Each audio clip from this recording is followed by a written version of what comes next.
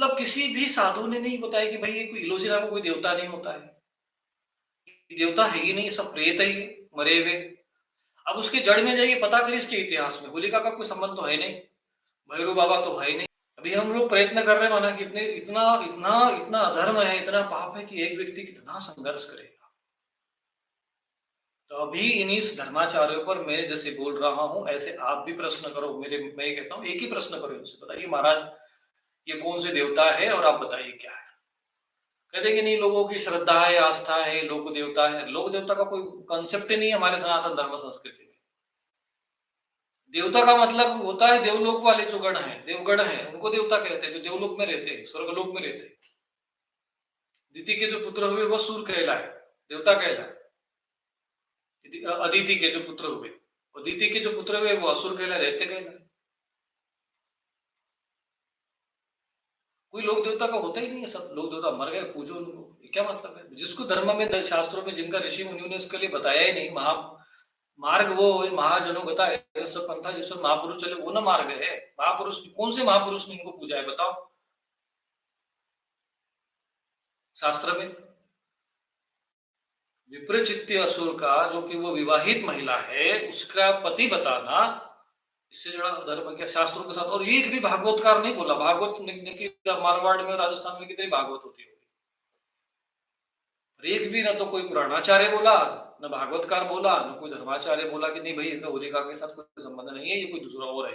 वो रहे तो खोजो कौन है जिसने उनकी आरती बनाई, जिसने उसकी मूर्ति बनाई, मूर्ति की जिसने परिकल्पना की, कोई तो ऋषि होगा उसका। भाई अब जैसे ये श्लोक है, श्लोक में जैसे भगवान शंकर जी का हम श्लोक पढ़ते हैं या उनका ध्यान मंत्र पढ़ते ध्यान जो भी हम लोग पढ़ते हैं, ऐसा कुछ ऋषि होता है ना, कोई तो होगा उसको श्लोक का ध्यान का स्वरूप बताने वाला।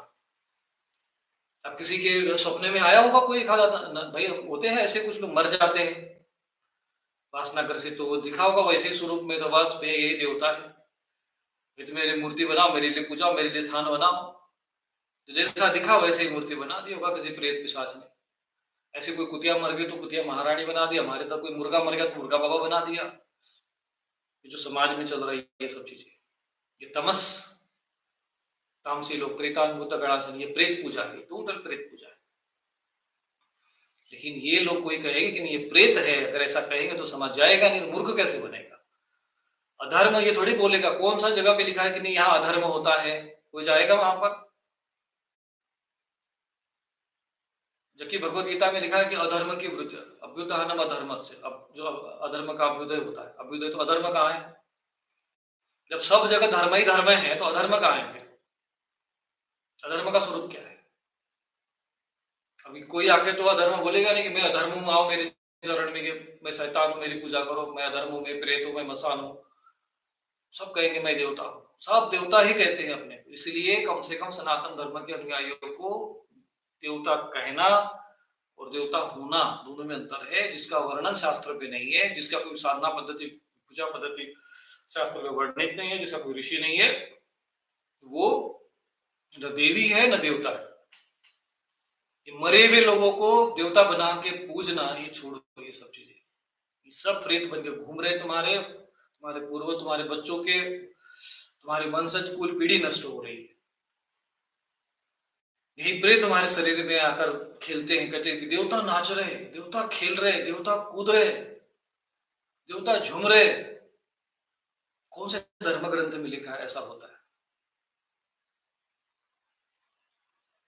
देवता खेल रहे, इनके डमरू बज रहे, इनके ढोल बज रहे, जागरे जिसको अनपढ़ गवार मांस मछली खाने वाले नीच लोग जैसे होते हैं, वो ढोल बजाते रहे, देवता झूमने लग गए। देवता ऐसा ये है कि ढोल बजा के कोई नाचने लग जाए, देवता तमाशा बना दे सनातन धर्म।